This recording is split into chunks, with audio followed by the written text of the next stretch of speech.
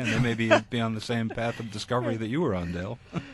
So, I mean, there are these very hidden sevens that keep cropping up. And then also in the Bible, there are the 7 lean years and the 7 fat years that mentioned of Joseph, story of Joseph in the Bible.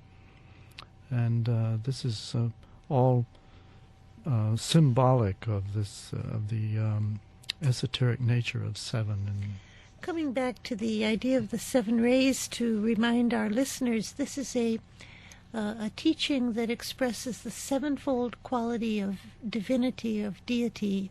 So when we start talking about the rays, we are talking about expressions of divine energy, and I think that's really important to keep in mind. One isn't better than another, one isn't greater than another or lesser, but they are 7 differentiations of God in manifestation. And maybe we, at this point, should try to name or describe the rays. The first ray is the ray of will or power. And once again, these rays are energies. Yes. Okay, energies that affect us. Energies that express divinity in the world. God as will or power is an expression of divine purpose, not of will used to overcome or subdue, but in its most pure state, a tremendously potent spiritual energy of will or power. And then the second ray is called by the title of the ray of love, wisdom. And that is a very powerful ray, a very significant ray, because it is the ray that many of the Buddha is said to have come and worked under that particular quality. And of the energy. Christ, and all the the Christ. great world teachers incarnate on the ray of love and wisdom. People may not be accustomed to thinking of love as associated with wisdom. We think of romantic love as making us kind of crazy, in fact. But love and wisdom are 2 sides of one divine energy. The third ray is often called the ray of active intelligence, or the ray of creativity. And it's also the ray of adaptability is another word that used to describe that energy. And that's a very interesting ray because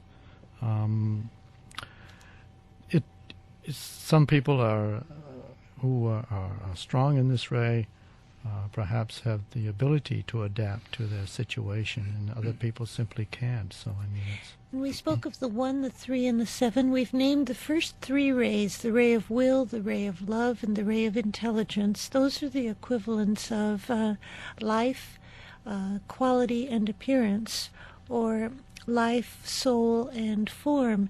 And then the next 4 rays are all sub-rays, in a sense, of the third ray of creative intelligence. The fourth ray? The fourth ray is called the ray of conflict, of harmony through conflict. Don't forget the harmony. The harmony part, yes. Exactly. And that is the ray that is said to govern the whole human race right now. And perhaps it's one reason why we experience in the world so much conflict, not only in our personal lives, but as a species, as a human race. But it leads ultimately to harmony. Right. If it is carried through properly, it will lead to harmony. And the fifth ray is the ray of science, of concrete knowledge about the physical world. Many of the famous scientists are on this ray. The large science, like Einstein, would perhaps be a good example of that, the pure scientists. And then the sixth ray is the sixth ray of idealism. Of devotion. Devotion. And we'll get into a discussion of all these rays later on, but just now we'll give you kind of an overview. And then finally the seventh ray is the ray of organization, of order, and of ceremony. And for those people who just tuned in, you're listening to Inner Sight, and our topic for today is the 7 rays. And if you've been paying attention, it has to do with energies that affect us and are a part of us. And they have very profound effects on the nation, the personality, people around us. All of our discussions, including this one, emanate from the literature of Alice Bailey. Alice Bailey is the founder of the Lucis Trust organization, and she's written 24 volumes of books. They're profoundly interesting, and in those books you'll find that Alice Bailey has explored reality, philosophy, all different types of philosophy, the meaning of life. And so really, if you want to scratch the surface of life and go into who we are as people, what reality is all about, then join us in our voyage as we go into the depths of the Alice Bailey books. But you could also do so on your own by ordering the Alice Bailey books. You can call up on our toll-free number to order the books. And by the way, the book upon which today's show is based is Esoteric Psychology, Volume 1. And you can order that on the toll-free number 1-866-695-8247. Once again, it's 1-866-695-8247. An easy way of remembering the number is 1-866-NY-LUCIS. Think of 1-866-New York Lucis. Lucis is Lucis. Our website is www.lucistrust.org. Our email is newyork@lucistrust.org. And if you also want to key in to a multiple number of inner sight programs on a variety of topics, you can do so by keying into that website, www.lucistrust.org. And what most people ask for is a general package of information. The audience attempts to find out who we are, and most frequently asked question is, are you a religion? No, Lucis Trust is not a religion. People who become involved and interested in Lucis Trust come from all walks of life and a myriad of different religions, and we certainly feel that we're enriched sometimes when you share those religious beliefs with us. And from time to time you'll hear us make comments about religion, and we attempt to look at it very objectively and make comments about it, and some of our shows even relate to other religions.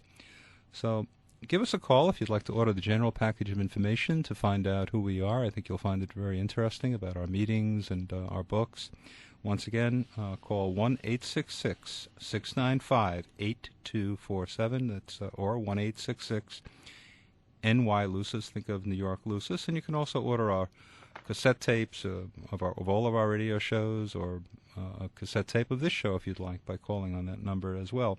So we're going to continue our talk on the 7 rays, and I understand at this point that these rays are energies that affect all of humanity, and humanity on an individual level as well as a group level, on a national level, and they influence who we are, our personality makeup, and they intertwine with us.